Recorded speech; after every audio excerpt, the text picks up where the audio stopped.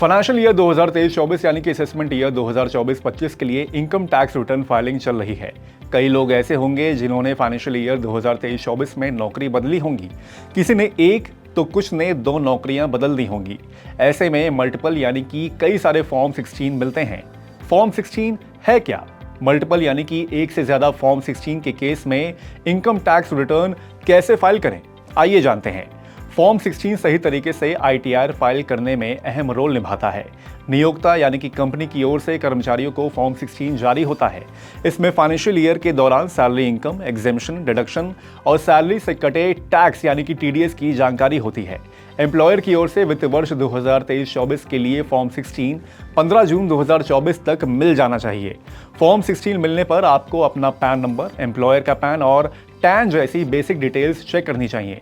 जब एक employ financial year के दौरान नौकरी या नौकरियां बदलता है तो उसके पास कई फॉर्म 16 होते हैं।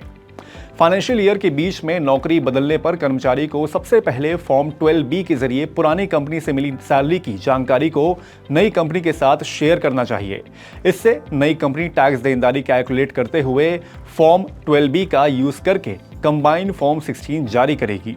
फॉर्म 12B जमा नहीं करने पर कर्मचारी को इनकम टैक्स रिटर्न फाइल करते वक्त टैक्स भरना पड़ सकता है। मल्टीपल फॉर्म 16 होने पर आप खुद कैसे अपना टैक्स कैलकुलेट कर सकते हैं, अब ये जानते हैं। मान लीजिए आपने फाइनेंशियल ईयर 2023-24 के दौरान नौकरी बदली है, तो आपको नई और पुरानी दोनों कंपनी के फॉर्म 16 मिलेंगे। रिटर्न भरते वक्त आपको दोनों फॉर्म 16 उठाने हैं और ग्रॉस सैलरी में जो रकम दिख रही है उन्हें जोड़ देना है। ये आपकी ग्रॉस सैलरी हो जाएगी। इसी तरह हाउस रेंट अलाउंस, LTA जैसे एग्जेम्पशन की रकम जोड़नी होगी ताकि छूट की कुल रकम का आप पता कर सकें। ग्रॉस सैलरी की रकम से अलाउंस घटाने पर income chargeable under salary head आ जाएगी। सैलरी के अलावा अगर बचत खाते या FD के ब्याज से कमाई या फिर कोई और आय है तो उसे इनकम फ्रॉम अदर सोर्स में दिखाना होगा, जिसके बाद आपकी ग्रॉस टोटल इनकम आ जाएगी। अगला कदम ATC, ATD जैसे डिडक्शन क्लेम करने का है। डिडक्शन घटाने के बाद जो रकम बचेगी वो टोटल इनकम होगी, जिस पर आपको सेक्शन 87A के तहत रिबेट के बाद टैक्स भरना होगा।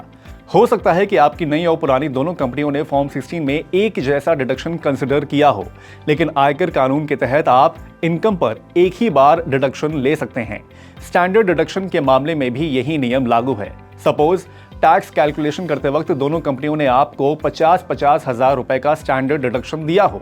ऐसे में टोटल 1 लाख रुपए का स्टैंडर्ड डिडक्शन हुआ, लेकिन आप सिर्फ एक ही बार स्टैंडर्ड डिडक्शन क्लेम कर सकते हैं, मतलब सिर्फ 50,000 रुपए।